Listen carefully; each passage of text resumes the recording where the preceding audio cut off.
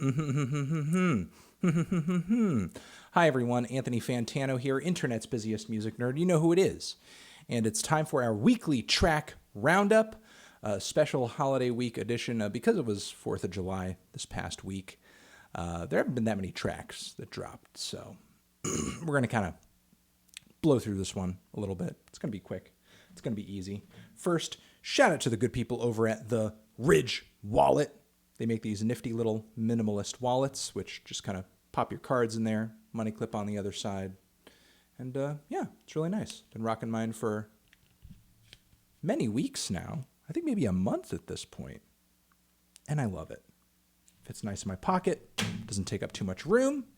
Link down below to get your own and use promo code FANTANO for 10% off. All right. Let's get into the tracks. Of course, we have our Amazon and Turntable Lab associate links down there. If you want to use that Turntable Lab link to treat yourself to a colorful pressing of a record I reviewed or turntable, audio equipment, that sort of thing, we get kickback from it. And let's get into the worst tracks of the week. Ugh. Excuse me, I had to clear my throat there. Let me clear my throat. All right, first, Marilyn Manson has this new track out titled Cry Little Sister. It's kind of a cross between his typical style of goth rock with like a touch of really bad new wave and hair metal. It's maybe one of his most obnoxious ballads that I've heard in a while. Just think of something off of maybe Antichrist Superstar, but totally intolerable. Moving on from there, Justin Timberlake. He is still trying. New track out titled Soulmate. It's probably one of his corniest songs in a while. Really cheap production too. After that last album he dropped, I just don't know if I'm in the mood for much Justin Timberlake, especially if a track is going to be this low quality. And finally, Iggy Azalea has a new track out featuring Tyga, titled Kream. They essentially hop onto the song, and it's a battle to see who can be more relevant. Pretty generic, kind of dark trap beat on this one. Just not a whole lot to it. It's run of the mill. All right, the tracks that I thought were meh, but were certainly worth shouting out, certainly worth paying attention to. First off, Municipal Waste has a new track out titled Slime and Punishment. Of course, these guys are still in the whole, I guess, throwback, nostalgic, punk thrash hybrid camp. And this new track, it's not bad. It's not terrible. It's just pretty average for the whole thrash revival thing, but it's a fun listen.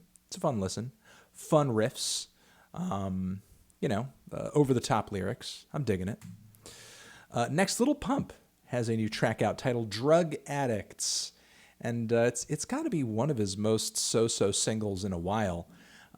For a song titled Drug Addicts, it doesn't sound very druggy. Little Pump sounds really straight and sober on the track, frankly. And if he is, good for him. He should be making decisions to kind of take better care of himself going forward. Little Pump, he shouldn't,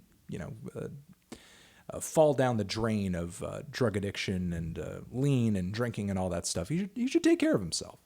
The issue is that the beat is kind of a run-of-the-mill trap beat. His delivery is pretty measured, not really as amped or as exciting, nor are his lyrics as colorful as usual. He's got a few funny one-liners in there every once in a while, but it's just kind of okay. It's definitely not as over-the-top as Let's get it! So, I don't know. Hopefully we have more boisterous singles into the future. Moving on from there, Immortal. The black metal band, the black metal legends, Immortal. New track out, Mighty Ravendark. A new album is out now, and it's a pretty nice piece of black metal. It's a lengthy piece. It's got a nice little cool, dark, mysterious instrumental interlude passage in the middle, and then it kind of builds up toward the end. So it's kind of an epic.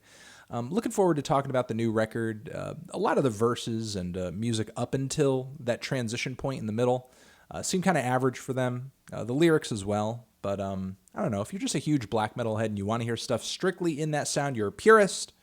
You don't like to hear a whole lot of experimentation or anything like that. Then give it a shot.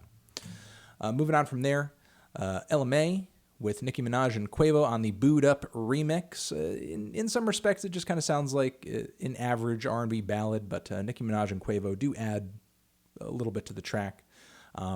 I am interested in trying some of Ella's other stuff, though. There has to be more to what she's doing than simply this cut. So, I think with this song being as popular as it is as of late, we'll probably be hearing more from her very soon. So, and moving on from there, the 1999 Wildfire cut from Brockhampton, their brand new single.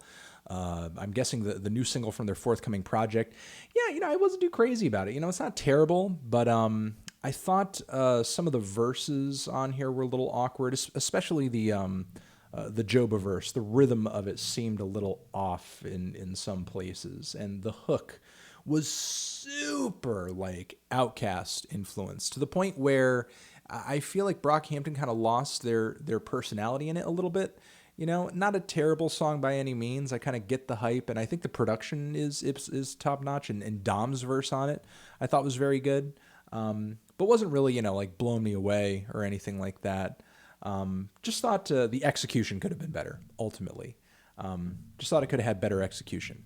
But yeah, I'm still looking forward to the new LP, and I guess conceptually, melodically, structurally, I probably preferred that Fallon track that dropped not too long ago. I just wish I could have heard a studio version of that, but I think in the grander scheme of things, I probably enjoy that song a bit more than this one, even though it is a studio version.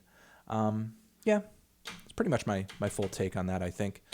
Still looking forward to the new project, just wasn't sort of blown away by this track, but Brockhampton had given us so much great music up until this point.